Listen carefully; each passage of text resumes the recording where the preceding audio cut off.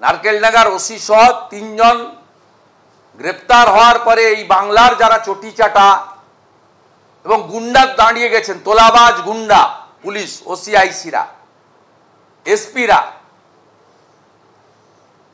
তাদেরকে একটা হুঁশিয়ারি দিতে চাই, আপনাদেরকে কেউ বাঁচাতে পারবে না। 57টা মার্ডার, 12,000 ইনসিডেন্টের এফআইআর, 1 লক্ষ লোককে ঘরছাড়া করা, এর হিসাব জবাব অভিজিৎকে দিয়ে শুরু হয়েছে। বিশ্বজিতের লড়াইতে আমরা এর শেষ দেখে প্রত্যেকটা কেসে থাকব। আপনাদের ট্যাক্সের টাকায় বেতন দেওয়া হয়। আগে সিআরপিসি আইপিসির বলতাম, এখন বিএনএস এর অন্তর্গত ভারতীয় সংবিধান মেনে কাজ করুন। এই ভাইয়ের একক লড়াই এবং আত্মসমর্পণ না করা লড়াই, এর কাছে বহুভাবে তৃণমূলের নেতারা, যাদের কাছে আনলিমিটেড টাকা আছে, যাদের মুখ্যমন্ত্রী কোথায় কোথায় চাকরি দেন, মদ খেয়ে মারা গেলেও টাকা দেন,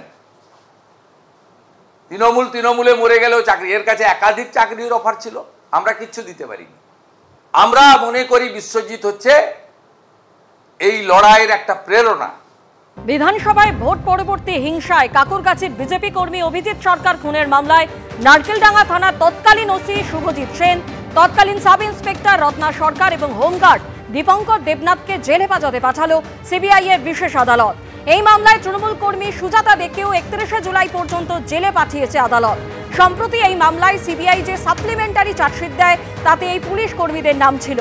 সিবিআই এর চার্জশিটে নারকেলডাঙ্গা থানার তৎকালীন ওসি শুভজিৎ সেন, তৎকালীন সাব ইন্সপেক্টর রত্না সরকার এবং হোমগার্ড দীপঙ্কর দেবনাথের বিরুদ্ধে ষড়যন্ত্রে অংশ নেওয়া, ঘটনা ধামাচাপা দেওয়া ও তথ্য প্রমাণ লোপাটের চেষ্টার অভিযোগ আনা হয়। ভোট পরবর্তী হিংসায় বিজেপি কর্মী অভিজিৎ সরকার খুনের মামলা, যে মামলা ইতিমধ্যেই সাপ্লিমেন্টারি চার্জশিট পেশ করেছে সিবিআই, এবং সিবিআইয়ের অতিরিক্ত চার্জশিটে 18 জনের নাম রয়েছে। হাইকোর্টের দ্বারস্থ হয়েছেন পরেশ পাল সহ মোট 3 জন, অর্থাৎ তৃণমূল বিধায়ক পরেশ পাল, 2 কাউন্সিলর স্বপন সমাদ্দার এবং পাপিয়া ঘোষ। 12ই আগস্টের মধ্যে তৃণমূলের বিধায়ক এবং 2 কাউন্সিলরকে সমন পাঠানোর নির্দেশ দিয়েছে আদালত।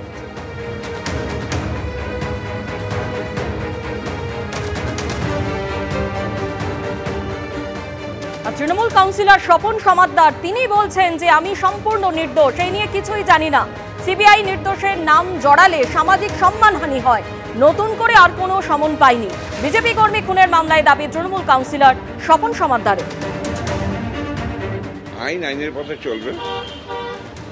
আমি আমার পক্ষ থেকে বলতে পারি যে এই ঘটনার বিন্দু বিসর্গ আমি জানতাম না, জানিও না, এর মধ্যে আমি যুক্তও নই। আমি সম্পূর্ণ নির্দোষ বলে এখনো নিজেকে মনে করি। আমি সিবিআই দপ্তরের যারা অফিসাররা আছেন তাদের কাছে আমার অনুরোধ থাকবে